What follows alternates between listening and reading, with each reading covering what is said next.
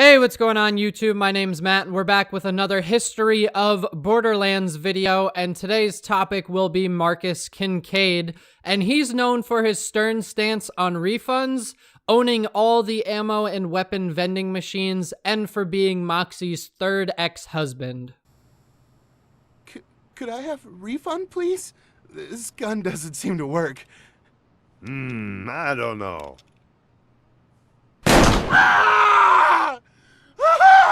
Looks like it works to me. Marcus is the first person that you meet in the entirety of Borderlands. He drives the bus that drops off the Vault Hunters in Firestone, and from there the Vault Hunters had some work to do before Marcus could open up some of his weapon vending machines in Firestone. Marcus is also responsible for narrating most of the series of events in the Borderlands universe. At one point in time, prior to the events of Borderlands, Marcus was allied with either Dahl or Atlas as an arms dealer for the company, but has since severed ties with his previous employer. Marcus also sells weapons from all known manufacturers in-game outside of the mysterious Iridian weapons found in the first Borderlands game. So by now, I'm sure everybody knows what Marcus does. He deals in weapons and ammunition for Pandora, and he's quite successful at that. Part of Marcus's success can be attributed to the fact that he sells the Sanctuary, the Vault Hunters, and others that can be considered good, as well as the bandit groups on Pandora. More specifically, those that the Vault Hunter and the Crimson Raiders are fighting. He has also gone as far as having his competition's stock destroyed, and even some of them killed to ensure that he is the only person that can supply you with ammo and weapons. You'll hear Marcus say, "You won't find better merchandise anywhere else. I've made sure of that," and this is in reference to that. Moxie and Marcus were married, and he is her third ex-husband, and he thinks very highly of Moxie at that, and even credits her with why he looks the way he does. He says in reference to what Moxie told him, and I quote, "Marcus, make your enemies underestimate you. If you're ruthless, look fat. If you're smart, look sexy. Bright girl, miss her sometimes." He also sends you on a mission to retrieve some lewd photos of Moxie in the mission Safe and Sound. Marcus says in reference to the safe that holds the photos of Moxie, "Jack blasted my personal safe out of my own store. My most precious treasure could be in the hands of some freeloading bandits by now."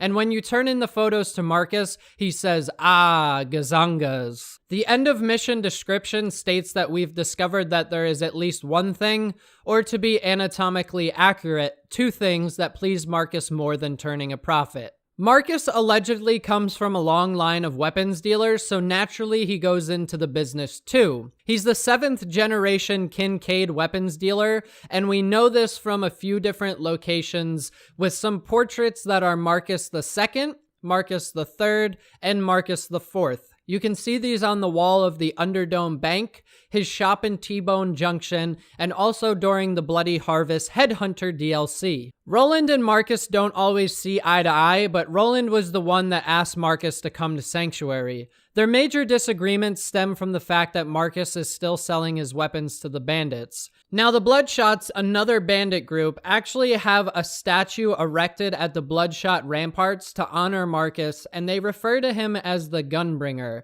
You can find this location where you fight the Warden Constructor that takes Roland. Players can sacrifice each other to the Gunbringer in exchange for loot from the Skull's Mouth at the bottom of the shrine.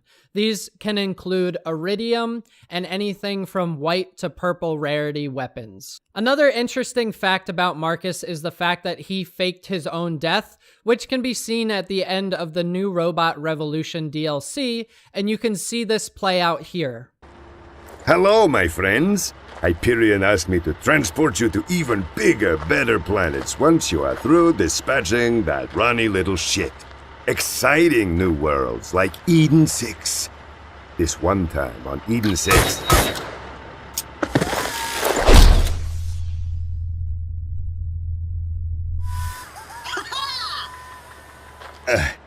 if it took more than one shot, you weren't using Jacobs.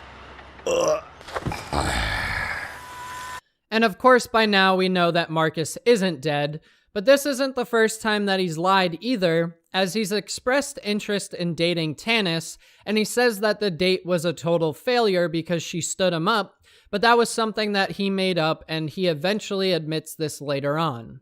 Alright guys, so that's the history of Marcus Kincaid, the very ruthless and greedy weapons dealer and ammunition dealer on Pandora. Remember, if you like this sort of thing, leave a like. If you want to join the comment section down below with what you think about Marcus or any theories or anything like that, feel free and we'll have a nice discussion down there. And if you're into Borderlands, consider subscribing. And before you guys go, I just gotta say one thing. Depending on when you see this video, it might be food for thought, but last year at the Game Awards, Gearbox had a quote-unquote big announcement, and Randy Pitchford was actually present for that announcement. It turned out it wasn't a Borderlands announcement, but I was thinking, how cool would it be if somehow, by some miracle, we actually get Borderlands 3 or the next Borderlands game announced at the Game Awards tonight? That would be pretty badass. So until next time, guys, later.